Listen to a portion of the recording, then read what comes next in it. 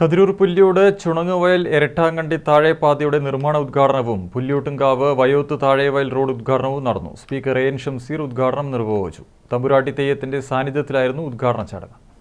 കതിരൂർ പഞ്ചായത്ത് വികസന ഫണ്ടിൽ നിന്നും അനുവദിച്ച 6 ലക്ഷം രൂപ വിനിയോഗിച്ചാണ് റോഡ് പ്രവൃത്തി പൂർത്തീകരിച്ചത്. എംഎൽഎയുടെ ആസ്തി വികസന ഫണ്ടിൽ നിന്നും അനുവദിച്ച 20 ലക്ഷം രൂപ വിനിയോഗിച്ചാണ് നടപ്പാത പൂർത്തിയാക്കുക. ഒന്നാം ഘട്ടം 10 ലക്ഷം രൂപ ചെലവഴിച്ച് പൂർത്തിയാക്കിയിരുന്നു.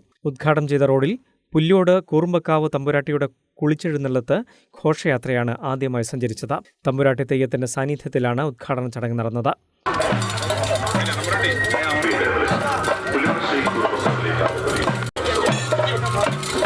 റോഡുകളുടെ സംരക്ഷണം പ്രദേശവാസികൾ ഏറ്റെടുക്കണമെന്ന് സ്പീക്കർ പറഞ്ഞു.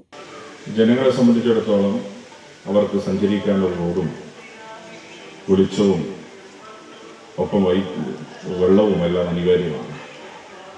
അത്തരത്തിൽ തലശ്ശേരി അസംബ്ലി മണ്ഡലത്തെ പറ്റി പരിശോധിക്കുമ്പോൾ ഏതാണ്ട് എല്ലാ മേഖലയും പൂർണ്ണമായും പരിഹരിച്ചു എന്ന് അവകാശപ്പെടുന്നില്ലെങ്കിലും ഏതാണ്ട് കുറേ പ്രശ്നങ്ങൾക്ക് പരിഹാരമുണ്ടാക്കാൻ ഞങ്ങൾക്ക് സാധിച്ചു എന്ന അഭിമാനം ഞങ്ങൾക്കുണ്ട്. നമ്മൾ വീണ്ടും ഒരു തെരഞ്ഞെടുപ്പിന്റെ മുഖത്താണ്. ഒരു 3-4 ദിവസം കഴിയുമ്പോഴേക്കും സംസ്ഥാനം തെരഞ്ഞെടുപ്പിന്റെ കാഹളം മുഴങ്ങും. വളരെ അഭിമാനത്തോടെ ഇടതുപക്ഷത്തിന് വീണ്ടും ജനങ്ങളെ സമീപിക്കാം. കതിരൂർ ഗ്രാമപഞ്ചായത്ത് പ്രസിഡന്റ് പി സുജയ അധ്യക്ഷയായി. Vice president K V Pavithran, ward member Shahida, Rubco chairman Karayi Rajan എന്നിവർ പങ്കെടുത്തു. News bureau, Thalassery.